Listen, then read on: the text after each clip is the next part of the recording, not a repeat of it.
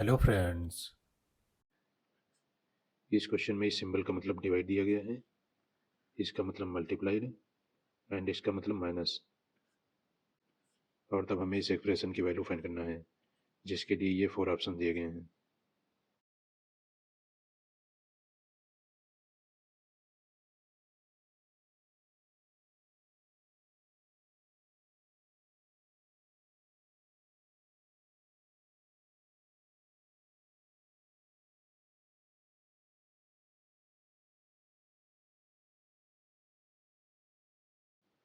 Question में दी गई condition के अकॉर्डिंग हमने इन सिंबल्स को कन्वर्ट कर लिया है।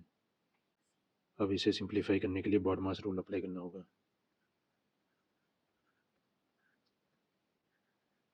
Bracket of division, multiplication, addition, subtraction.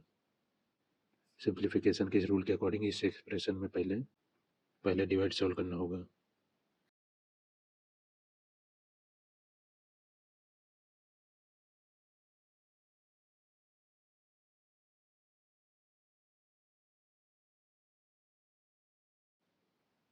Next multiplication,